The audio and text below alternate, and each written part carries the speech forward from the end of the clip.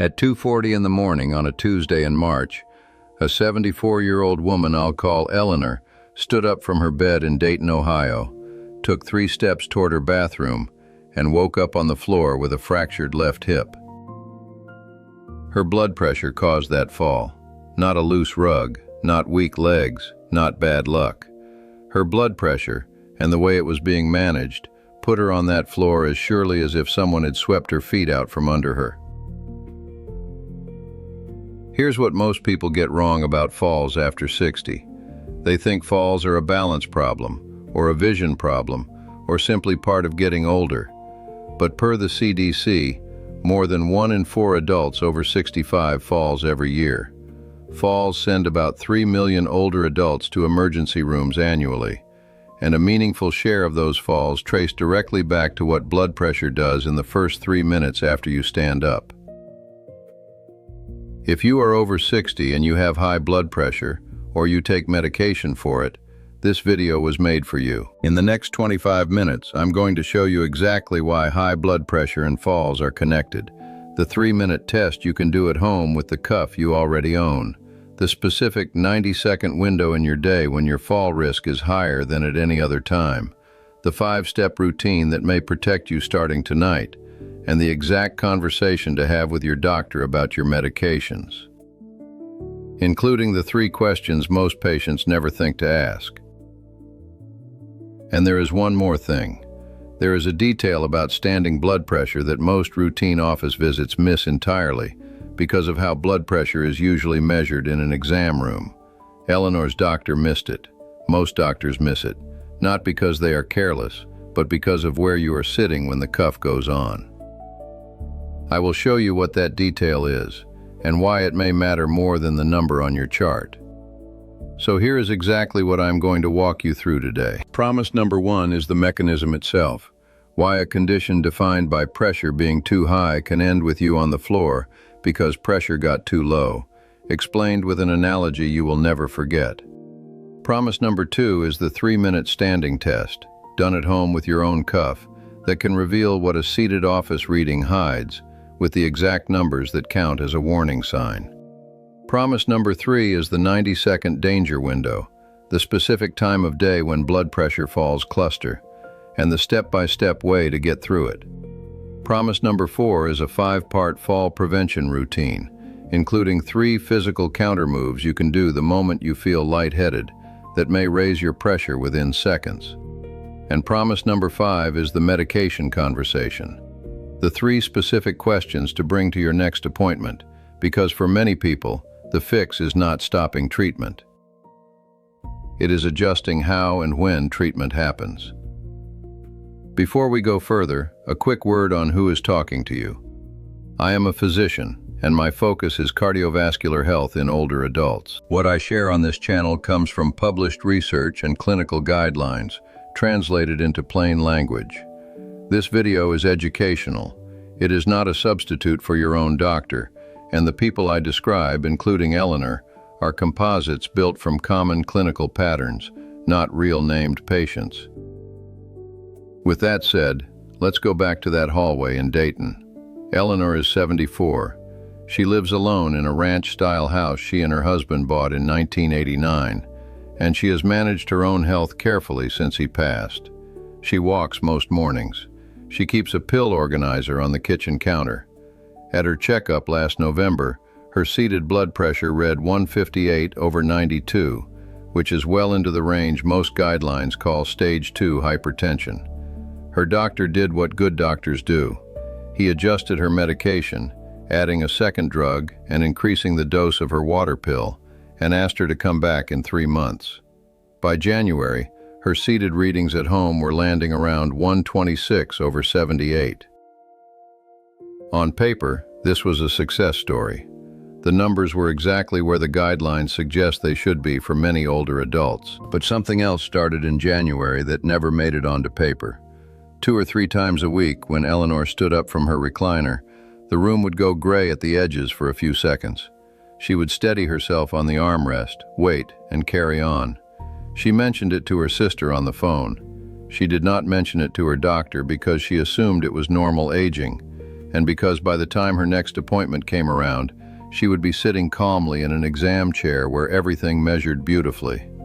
On the night of March 11th, Eleanor woke at 2:40 needing the bathroom the way she did most nights.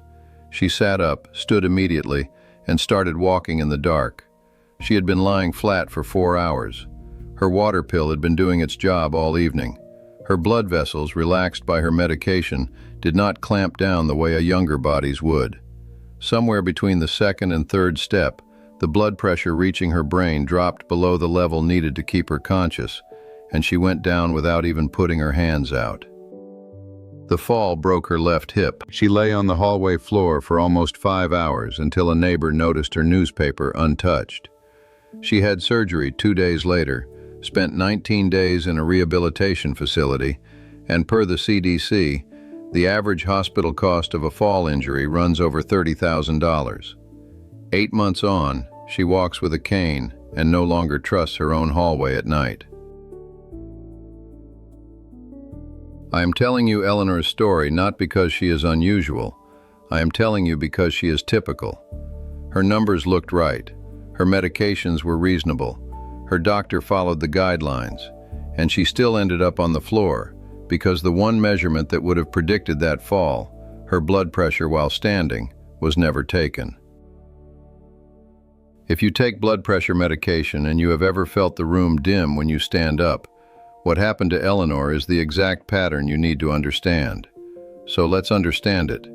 Here is the mechanism in one sentence. Your body has a pressure control system that must react within seconds every time you stand, and both long-term high blood pressure and some of the medications that treat it can slow that system down.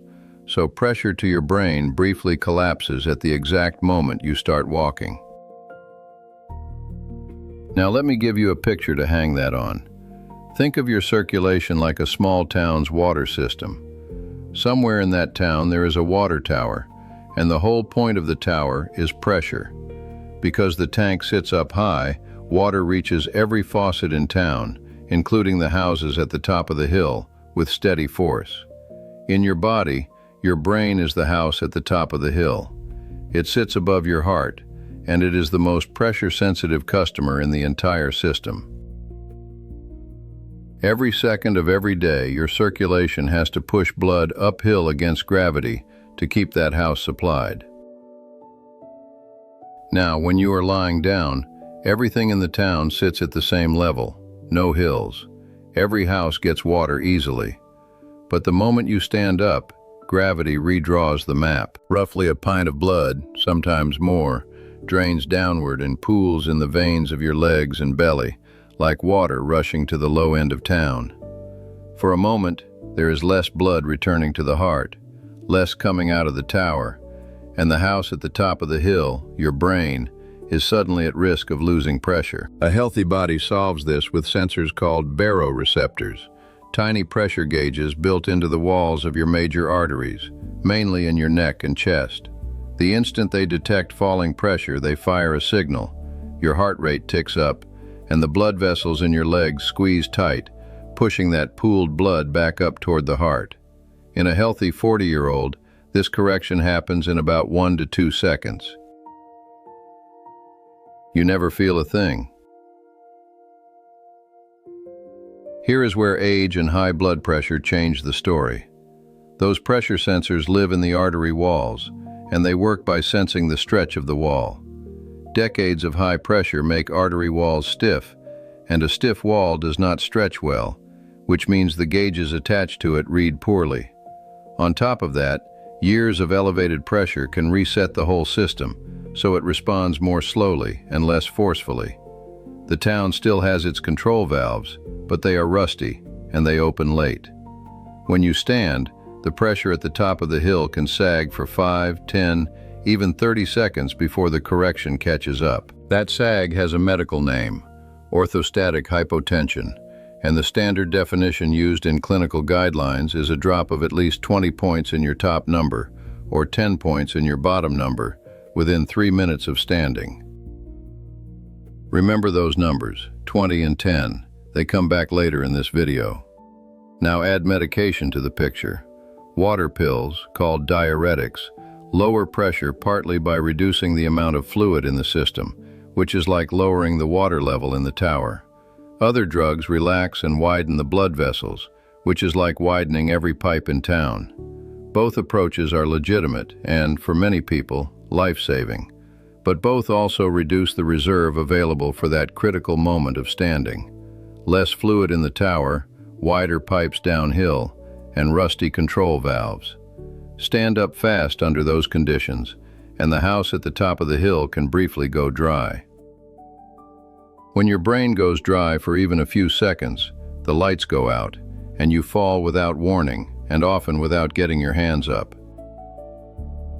Here is the detail that almost never comes up in a routine visit, and it is the one I flagged at the start. Blood pressure in an exam room is measured sitting down, after you have been seated and calm. But sitting is the one position in which this entire problem is invisible. Some older adults actually run high while lying down and seated, and then crash when they stand, a pattern called supine hypertension with orthostatic hypotension. On paper, that person looks like their pressure is not controlled enough, so the dose goes up, and the standing crashes get worse. Eleanor's chart showed a well-controlled 126/78 seated. Nobody ever measured her at 1 minute standing, which, on the night she fell, is the only number that mattered. One more piece of evidence, because I want you anchored to real research and not just my analogy. A large federal blood pressure study called the SPRINT trial, published in the New England Journal of Medicine in 2015, followed over 9,000 adults and compared standard blood pressure treatment against more intensive treatment. Intensive treatment clearly reduced heart attacks, strokes, and deaths. And that finding is why doctors treat pressure seriously. But the same trial also recorded more episodes of fainting in the intensively treated group. The lesson from that data is not that treatment is dangerous. The lesson is that treatment and awareness have to travel together. Lowering pressure protects your heart and brain over years. Managing how your pressure behaves when you stand protects your hips and your skull tonight. You need both. And almost nobody is taught the second half. Eleanor is one version of this story. Let me show you 3 more, because this problem wears different disguises. And one of them may be wearing your face. Walter is 68. He is a retired electrician in Tucson, Arizona on 2 blood pressure medications, and his falls do not happen at night. They happen after lunch. Twice last spring, roughly 40 minutes after a big midday meal, Walter got up from the table, felt the floor tilt, and went down. Once into a door frame that cost him 4 stitches above his eyebrow. Here is what was happening. Digesting a large meal, especially one heavy in bread, pasta, or other carbohydrates, pulls a substantial volume of blood toward the gut. It is like opening a big industrial faucet on the low side of town, right when the tower is already running lean. The pattern is called postprandial hypotension, meaning after meal low pressure, and it is well documented in older adults, particularly those on pressure medication. Walter's home cuff told the story plainly once he started checking. Seated before lunch, 138/82. 45 minutes after a large plate of pasta, 112/66. A 26-point drop in his top number from a meal. If your dizzy spells or stumbles cluster in the hour after eating, Walter is your pattern. Marlene is 71. She lives in Grand Rapids, Michigan, gardens seriously from May through September, and takes a daily water pill for pressure she has managed for a decade. Her fall came on a 91-degree afternoon in July. She had been weeding for 2 hours, sweating steadily, drinking almost nothing, and when she stood up from her kneeling pad, she blacked out and came down on her wrist, which fractured in 2 places. Marlene's problem was stacking. A water pill lowers the fluid level in the tower every single day by design. Heat and sweat lowered it further. 2 hours of kneeling let blood pool in her legs. Then she stood quickly. Any one of those alone she might have wobbled and recovered. All 4 together took her to the ground. If you take a diuretic and you spend time in heat, in the garden, in a hot shower, or anywhere you sweat, Marlene is your pattern, and hydration is not optional for you. The third story is the one that surprises people because it argues against the conclusion you might be tempted to draw. James is 77, outside Knoxville, Tennessee, and James does not take blood pressure medication at all. He was prescribed it years ago, read about side effects, and quietly stopped. His pressure has run around 168/96 for most of a decade. By the logic we have discussed so far, no medication should mean no standing crashes, and yet James has fallen 3 times in 2 years. Why? Because a decade of untreated high pressure did 2 things to him. First, it stiffened his arteries and degraded those pressure sensors so badly that his standing reflex is among the slowest his doctor has measured. And second, long-term high pressure damages the small blood vessels deep in the brain. On his MRI, James has scattered white matter changes, the wear pattern of years of excess pressure on tiny vessels, and research has repeatedly linked those changes to slower walking, poorer balance, and higher fall risk. James is proof of the most important sentence in this video. The answer to blood pressure-related falls is never to abandon treatment. Untreated pressure causes falls too. It just takes the slow road, damaging the sensors and the brain's own balance wiring year after year. The answer is treatment done thoughtfully, with standing pressure watched as carefully as seated pressure. So now you know the mechanism, and you have seen 4 faces of it.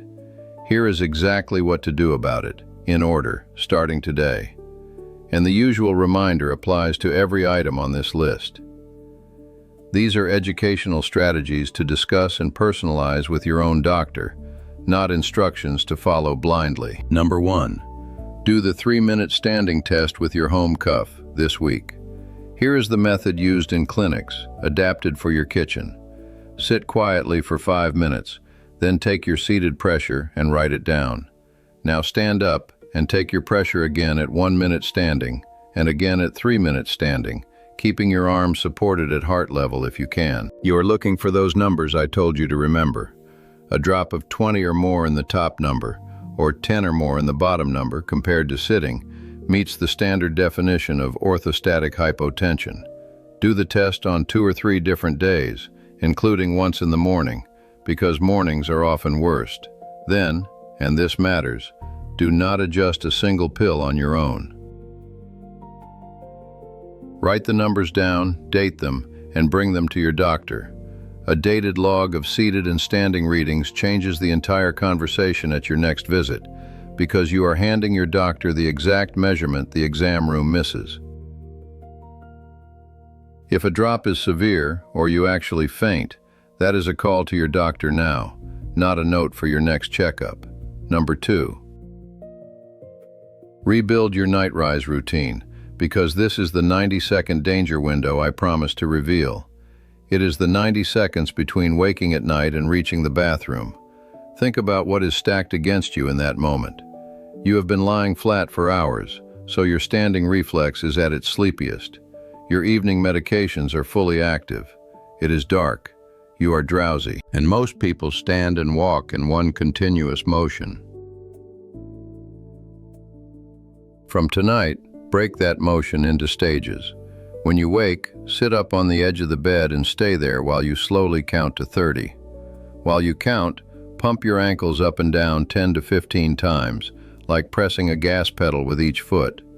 Those calf muscles are pumps, and they physically push pooled blood back up toward your heart before you ask your brain to run uphill. Put a nightlight in the bedroom and the hallway so you never walk in the dark, and keep a clear path with nothing to catch a foot. 30 seconds of sitting and some ankle pumps may be the cheapest fracture prevention available to you. Number 3. Learn the 3 counter-pressure moves for the moment lightheadedness hits. These come from research on people who faint, and they work by squeezing blood out of your muscles and back into circulation, raising pressure within seconds. Move one, cross one leg over the other while standing and squeeze your thighs, belly, and buttocks hard. Move two, grip one hand with the other in front of your chest and pull outward hard without letting go. Move three, clench both fists as hard as you can. Hold whichever move you use for 15 to 30 seconds while the wave passes. And the non-negotiable rule that goes with them.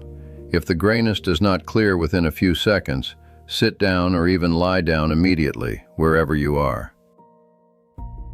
The floor you choose is always better than the floor that chooses you. A controlled sit on a kitchen chair costs you nothing.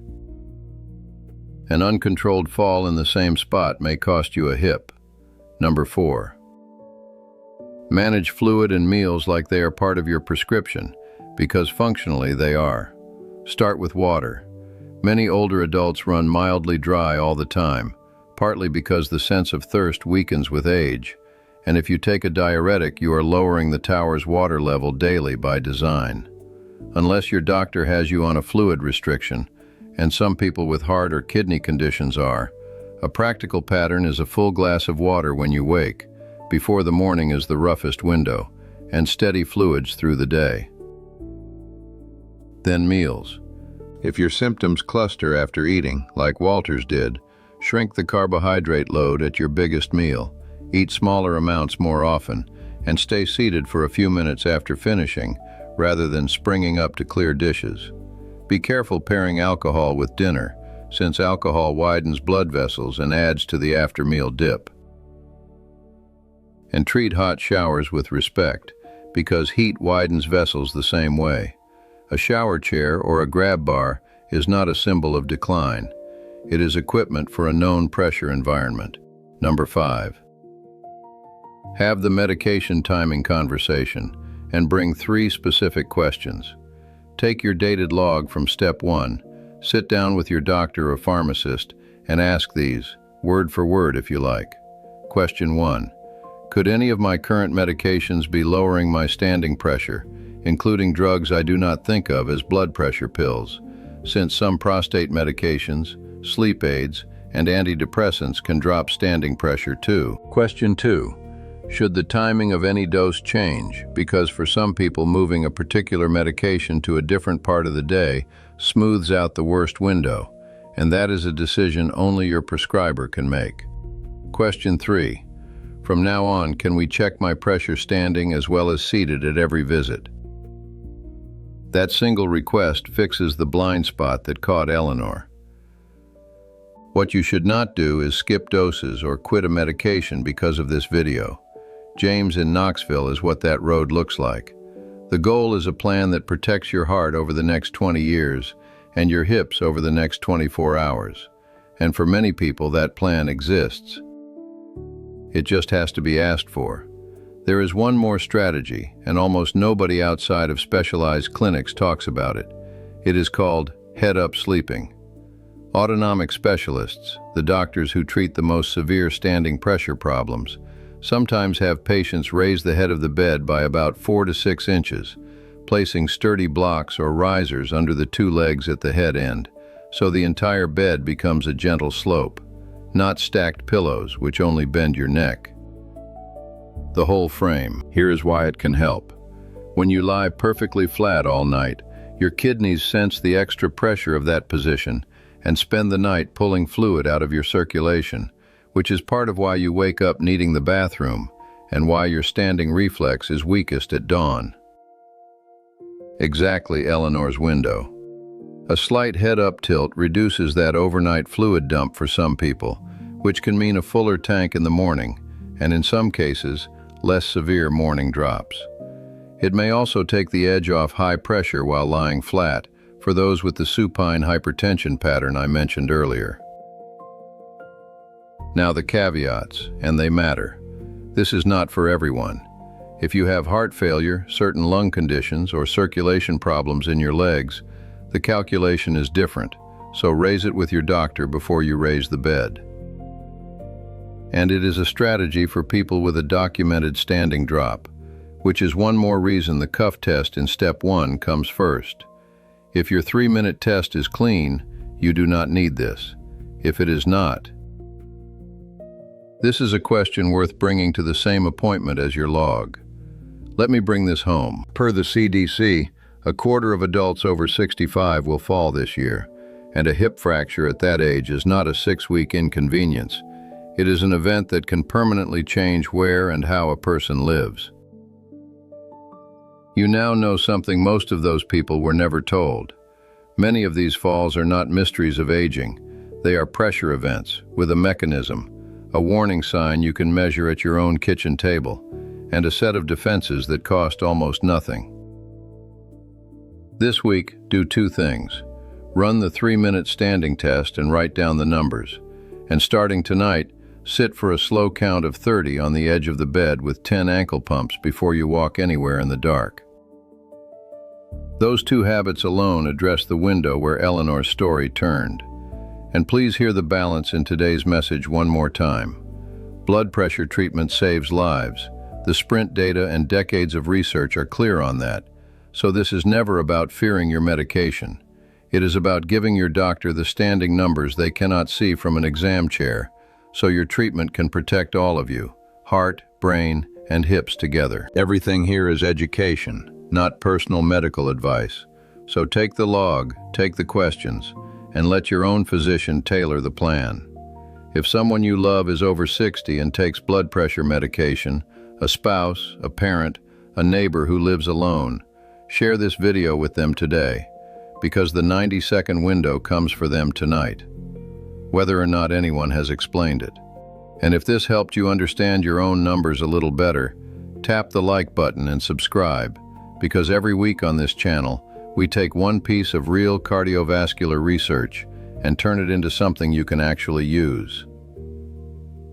Take care of your heart, and it will take care of you. I will see you in the next one.